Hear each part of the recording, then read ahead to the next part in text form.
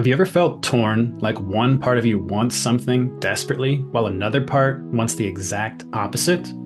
Trust me, you're not crazy. In fact, this internal tug of war might be the biggest reason you get stuck. And today, I'm sharing how you can pull your whole self together and finally stop self-sabotaging. Let's face it, nobody likes being wrong. Many people will do everything they can to avoid it, even carrying on in a conversation past the point of realizing they were mistaken. It takes strength to stop and realign.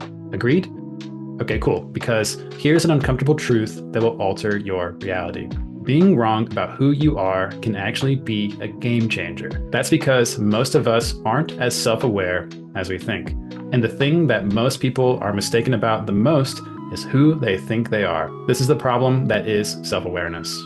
A now famous study by the organizational psychologist Tasha Eurich tells us that even though almost everyone thinks they are self-aware, in truth, only about 10 to 15% of people are measurably self-aware. Doesn't that explain some things about some people in your life? Almost everyone who reads this stat will think they are in the lucky 15%. But that's the rub of self-awareness. If you're missing it, you don't even realize it.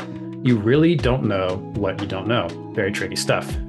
The reason for this is that the brain has evolved to lie to itself. And that's because your brain has one main job: to keep you alive. And happiness does not necessarily mean you're going to be better at surviving. If your brain has to lie to you or hide uncomfortable truths to do that, to help you survive, it will not hesitate. And this is what leads to different parts of yourself competing for control. When it comes to your survival and the continuation of the species, your brain and instinct are a brutal combo that will keep you alive at the cost of pretty much everything else in your life if you let it. Your brain can't risk you getting in your own way when it comes to survival, so it helps you do what you need to do by making sure that a lot of times you're not even aware that you're doing it. Things like seeking alliances, finding mates, or believing certain things about yourself, others, or the world. This is why people can sometimes sincerely believe what they're saying while they're lying, because they aren't in on it either. This is one uncomfortable truth about what it means to be human. Your self is not just one self, but multiple selves who may want different things and will lie to you if it helps them get what they want. Now, this part makes a lot of people uncomfortable because they don't want to think about themselves having multiple selves or split personalities and all the Freudian modern school psychology and the impressions that come to mind. They think that for that to be true, they must be going crazy. And if they even start to consider that they may not be the only ones in their head, they think they're too far gone. But if you want to achieve your full potential, heal your wounds, and evolve your consciousness, then you don't really have a choice but to come to this realization. Because raising awareness to the rest of you is the essential first step to getting all parts of you aligned, unified, and on your side, especially when those parts of you are the roots of self-sabotage and they stand in the way of you getting what you want the most. So if there's more than one side of you or one part of you, the question is, who lives in the house? The lights are on, but who's home? First things first, all these parts of you are still you. You're not going to start hearing voices or looking at yourself differently, but you may get a better understanding of your inner critic, rumination, and other thoughts that are definitely coming from you, but aren't coming from the conscious version of you, the version of you that listens. All these parts of you are you, but you can engage with these parts of yourself as separate entities because for all intents and purposes, they are. They have different identities, different intentions, and different methods of achieving those intentions, even different levels of personal growth. And often they have strengths that you don't even have access to anymore, which makes them particularly difficult to deal with when they're challenging you on your goals and how you want to feel. Out of all your selves, you are the one with the least amount of awareness of what's going on and who you really are. And that's because you have an unconscious, which is just everything in your mind that you can't be aware of no matter how much you try. And that sounds bad, like you're being barred off from parts of yourself, but that's actually for your benefit. This helps you stay in balance and moving forward and adapting, which is your greatest strength, regardless of your circumstances. And then this lets you bring these experiences up from the depths of your unconscious only when you have the space and the time to deal with them. Otherwise, they could derail your life entirely, especially if you don't have help and proper guidance in integrating these parts of yourself. Now, not all of these selves are bad or lead to self-sabotage or rumination. Some of your selves help with this dynamic, guiding you from above with greater levels of awareness, knowing all about you, what's good for you, what's right for you, and even how you're uniquely capable of getting what you want, like your own guardian angel. Ancient philosophers like Aristotle and Plato often wrote about their Daimon, their inner attendant, their guiding voices, and what they would call good spirits. A part of you which has full awareness of everything about you and wants the best for you. Not what other people think you should get or what other people expect of you, but what is actually best for you and how you can get it based on your strengths, your experiences, your unique circumstances. Sometimes that comes in the form of tough love, but the point is that if you can become sensitive enough to hear the voice of your daemon and its hidden wisdom, your inner ambitions can become outer realities. And getting this part of you back on your side is the key to unlocking your intuition, new creative solutions to getting what you want, and achieving advanced levels of insight and actual self-awareness. But to get to them, to your daemon, and become aware of your inner guardian angel, you first need to become aware of another part of you. And that's why most people don't have access to their intuition at the level they could, because this part of you is basically the opposite of your guardian angel. It's your shadow, which is the part of you that needs your attention the most. Your shadow is what Carl Jung, the founder of analytical psychology, called the version of yourself that you least want to become. Your shadow is a conscious aspect of yourself that is outside of your awareness and is comprised of the parts of yourself that you have rejected, knowingly or unknowingly. Why would you reject parts of yourself? Usually it's not intentional, and it's often not you rejecting this part of yourself, but others, usually when you're a child. All you have to do to reject a part of yourself is accept when somebody else does. And while everyone's shadow is unique, there are many common traits that most people have in common in their shadow. Stuff like confidence, assertiveness, strong boundaries, things that are strengths in modern adult life.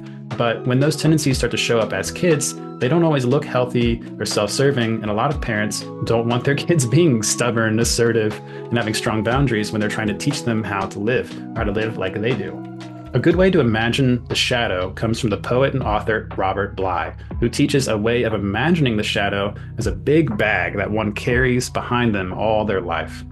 And the first things that go in the bag are the aspects of yourself that weren't easily accepted or were outright rejected by the world and those who raised you. And a lot of that stuff is not going to be unique to you because all children are born with hundreds of thousands of years of wild instincts that, without regulation, don't gel well with modern suburban life or just modern life. Imagine kids drawing on the walls of a home with crayons and dad coming home from work to see this, right? While it's innocent enough and even necessary, these wild instincts are some of the first things to go in the shadow, go in the bag, and anything else that others reject and that you accept. Like when your teacher tells you that you're not good at math, or you'll never amount to anything, or that you can't do this, those things, when you can't process them as a child, go right in the bag and become something that you have to deal with later as an adult.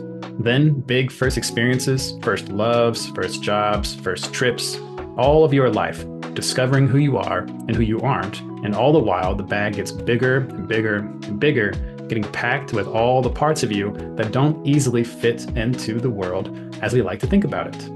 Not having access to parts of yourself is punishment enough, but these aren't just accessories to you, they are living, conscious parts of yourself, and just because somebody's rejected them or you've accepted that rejection doesn't mean they're not a part of you anymore. It just means that you're disconnected from them, and there's a cost to being disconnected from parts of yourself. And the cost is that what goes in the bag becomes hostile to you. The thing about your shadow is that it's not just moping in a dark corner somewhere in your psyche as we maybe imagine it. It's a conscious, intentful, and rightfully pissed part of you. Because they're you, but only the aspects of yourself that you've rejected, disowned, or simply not allowed yourself to be. Jung tells us that what you resist persists and grows in size. The growing in size part is the bigger problem, because if you don't address your shadow, it gets bigger. It gets stronger, it gets smarter, it adapts its sabotage to your growth. It grows with you, alongside you, but its intentions run counter to yours. For every gust of wind at your back, your shadow is pulling a downward pressure. For every hope, your shadow preys on your downfall. But luckily, hate is much closer to love than most people think. And what holds you back can be what gets you ahead when you bring these parts of yourself back onto your side. The thing about shadow is that it's you, but it can do things that you cannot. It has strengths that you don't have access to. Some of what you find in your shadow may still be difficult to integrate with your life and the season of your life you're in now. But just having awareness of it can help you prevent reoccurring problematic patterns, reduce self-sabotage, and create a more peaceful coexistence with yourself.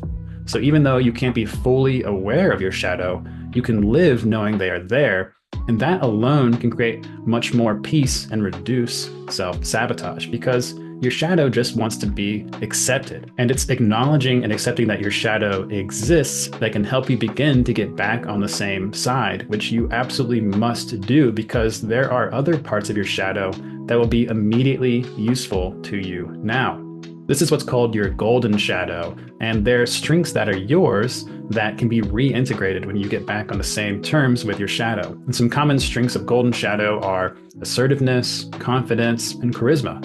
Parts that are easily rejected by others early in life and often hard to win back as adults. It sounds involved, but you're actually doing this all of the time. We call it life, and it just doesn't look like this process outwardly. And understanding this interplay of light and dark, self and other, inner and outer, can help you not just get what you want, but actually become the best version of yourself in the process. And just to give you an idea of how normal this can be, here is how I discovered my shadow. See, I have tons of meetings, right? Some in person, some on Zoom, especially these days, a lot of times on Zoom. But depending on the meeting I find myself in, I'm sweating through my shirts, depending on how nervous I get or how much of a big deal I build up a meeting to be. Especially when I first started my career, I would get nervous and my voice would shake and all sorts of weirdness would happen. I'd break out in rashes. But then something weird started happening, even more weird.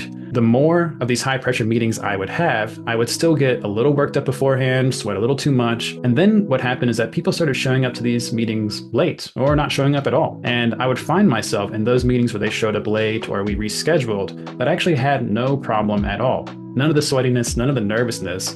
In fact, I was even better than usual. I was more clear, more direct, more assertive. I didn't have any needless restraint or nervousness. And I was wondering, where did it go? It wasn't even like I did anything differently. Often I would show up early, sit there, and just wonder where they were. And it took me dozens of these types of meetings to find out what was actually going on here. I would still get nervous sometimes, but now only half the time. And I figured out why it was. It's because I was getting mad. I was mad that others were late. I was mad that they would offer excuses while wasting my time and not even acknowledging it. I always showed up early for my meetings, and when others showed up late, even if unintentional, it felt like disrespect. I would tell myself it's not personal, but that didn't stop another part of me from feeling offended. But in being offended, it neutralized whatever was causing me to fumble my words or get nervous. I was no longer nervous, no longer needing to prove anything, because deep down, I felt offended and like I didn't have anything to prove to the person who wastes other people's time without acknowledging it. I was getting mad, and this was making me better. After I noticed this, I realized I could recognize why I was getting mad instead of pretending that I wasn't, and then actually bring myself back to center, but keep that calm and keep that assertiveness and keep that confidence. This is when something awesome happened. I could still be confident on calls, casual, without being upset or angry. It may start that way, especially if something happens, like they show up late, but by acknowledging how I felt, I was able to let that pass and feel different. And with some practice, I'm now able to tap into that calm, centered demeanor without needing to get stuck in an angry or offended place. The anger actually helped me tap into those strengths of my shadow, strengths that I don't usually have fully at my disposal. And then after having the experience be positive several times, it became something that was mine again. Now it's a skill I use on a near daily basis, but early in my career, this habit nearly sabotaged my success. So, how to get what you want and grow? What stops people from achieving their potential? In a word, self-sabotage. You want, aspire, and dream, while other darker halves conspire and breed contempt. For you to get what you want, you're the first one you need to convince all sides of you. From this perspective, many cheesy aphorisms begin to drip with a juicy truth. Before you can love others, you must love yourself. You must help yourself before you can help others. This is because The changes you want to create outside yourself start within because you need those parts of yourself to create those outcomes. And they stay locked up within and limited until you can pull your whole self together. You can get all the parts of you on the same side, and you can lead them towards what you want to create. In fact, you have to if you want to be successful and have the easiest time doing it. Once you realize it's not just you, you don't need to know all the parts of yourself. In fact, you may never be able to. But you don't have to have full awareness of all the parts of you to be better at leading yourself. You are a team. You have to lead yourself. Any organization is only as effective as its team. And the team, specifically the dynamics of the people on it, are what causes well-laid plans to go belly up. The most common cause of business failure are partnership disputes. And if two people in a marriage stop getting along, clearly that's a road to divorce. And if you're a house divided, you fall. It's easy when times get tough to feel like you're against the world, but you're not. It's never you versus the world. It's always you versus you. If you want to end a war, start with the internal one and the rest will not matter. If you want to succeed, bring yourself into alignment. It's probably one of the most difficult things to do because those things are in your shadow for a reason. But the reward is being able to accomplish something greater than you ever could before with the whole sum of your parts. Being able to do new things and old things in new ways. Collaboration is the most powerful creative force on Earth. So just imagine what you could create if every part of you contributed. How much easier would it be if the part of you that sabotaged your best efforts finally stepped out of the way, or even got in line to help push, right? So, how can you apply this? The first step is to notice your thoughts. Just knowing that this dichotomy exists between your daimon and your shadow helps. It helps you understand where your impulses are coming from, where intuition is coming from, where self-sabotage is coming from, and why you may feel a certain kind of way when it isn't even logical from your perspective. And understand the way you feel, especially when it seems out of sync with what's going on at the time. Helps you recognize the good in the bad. The strange thing about losing touch with parts of yourself is losing access to the strengths that they use as well to sabotage you. Isn't your shadow effective at sabotaging things? Doesn't it seem to know exactly when to step in, when to mess things up at the last possible moment that matters? It's because it has full knowledge of what you're trying to accomplish, but it has strengths that you don't to stop you from accomplishing it. Don't you feel strong when you're in the throes of rage? Do you find it easier to stand your ground or speak your mind or hold a boundary when you've been triggered, when your shadow is taken over? That's not just something you can do when your shadow is being triggered. Those are strengths of yours that you own, and you can use them other times too.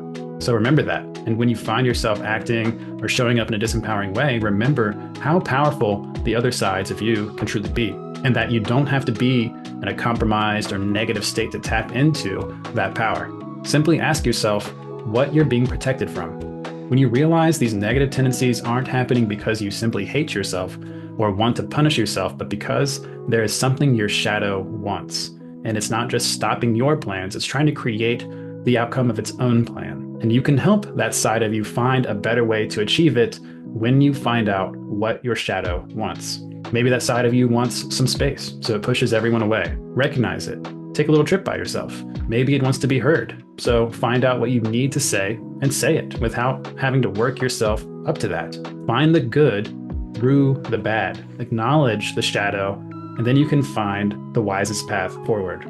It's a lot easier to recognize your daimon and its voice of wisdom once you've recognized and accepted your shadow. But until then, it's all getting lost in the sauce. The good comes with the bad, but if you reject either, you're missing out on the full picture and your whole self. So accept it when you're triggered and ask yourself why, so you can accept it when your daimon speaks up and recognizes the voice of wisdom from worry or anything worse. Sometimes it's good to be wrong. When it comes to knowing who you are, sometimes it's very good to be wrong. Philosopher Søren Kierkegaard once famously penned, "To label me is to limit me." And once you have an idea of who you are, you block your perspective off from the other sides of you, anything that goes against that idea or that identity. Once you believe you are one way, it is difficult to believe that you're another.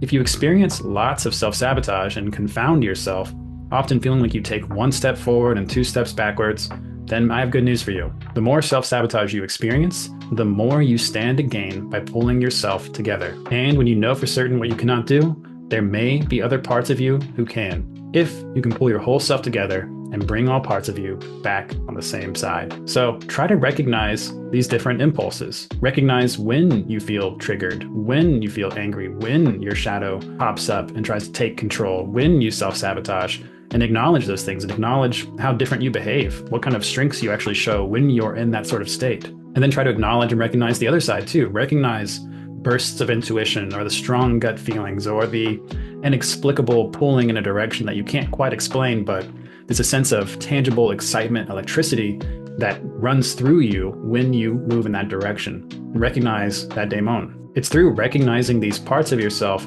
and working with them that you can accomplish the most significant tasks in your life and become the best version of yourself in the process.